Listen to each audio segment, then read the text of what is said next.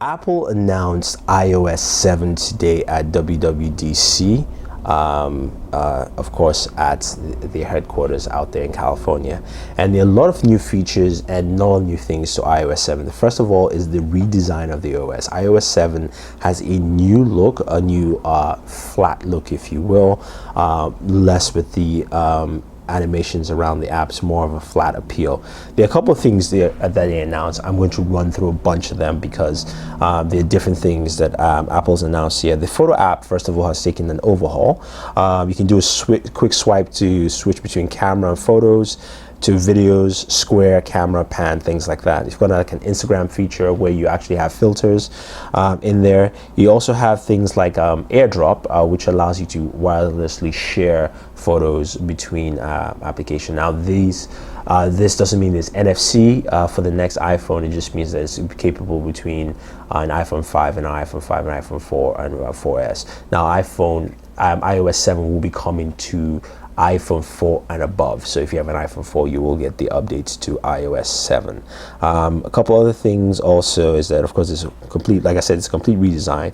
There's introduction of a control center, which you actually slide from the bottom up, not from the top. It's not a notification center. What this allows you to do is to access airplane mode, toggle between Wi-Fi, Bluetooth, do not disturb. So those quick notification features that you've seen as an Android user, or if you've seen Android where you slide from the notification, you have those. You slide from the bottom for that. The notification center is also available on the lock screen, as you find in some Android devices, or actually all Android devices today, which allows you to, of course, look at your notifications at a quick glance. Multitasking is also improved to enable multitasking. Apple calls it true multitasking now, because now you have different cards, kind of what you had with WebOS in a sense, in terms of multitasking, to give you the ability to switch between, toggle between applications.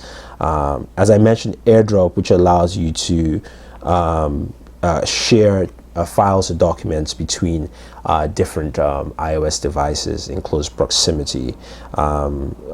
Let's see what else. Safari's also got a redesign. You also got in Safari, you've got iCloud keychains, which allows you to get a 256-bit password protection. It also will suggest passwords for you, which are super secret supposedly, but I will suggest not to use anything like that. Just make your own password, which is also can be helpful for some. Siri has been updated to have Twitter and Bing integration.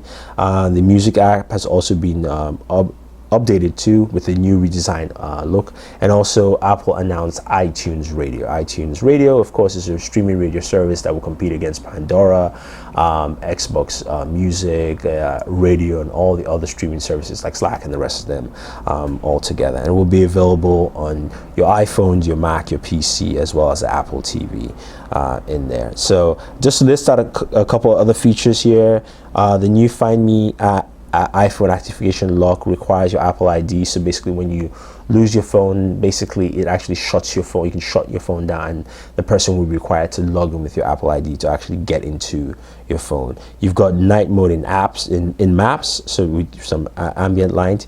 FaceTime audio is now high quality over data. Notification sync, so when you dismiss a notification on the device, it's dismissed on all your devices, all your iOS devices. Phone FaceTime messages block and prevent specific people from contacting you, of course. You also have enhanced car integration, so you have iOS Car, so where you have integration with certain vehicles. For the first time, it basically docks properly, and you have almost like a car mode, if you will, there. So that's pretty much it for iOS 7. Apple did say it will arrive in the fall. It will arrive in a couple of weeks for developers, so they can test it out, and we should get our hands on it in the fall with either an update, of course, for the iPhone 4 to the iPhone 5, or of course the iPhone 5s whenever that hits.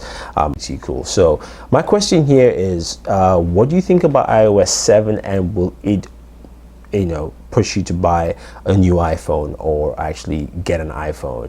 Is it worth the change, or is it still the same? So there you have it, guys. If you have any questions or any comments, let us know. Don't forget to subscribe to all our pages on Twitter, Facebook, and YouTube. It's Booredatwork with 2 O's. So this is Thunder E saying thank you, and always enjoy entertainment.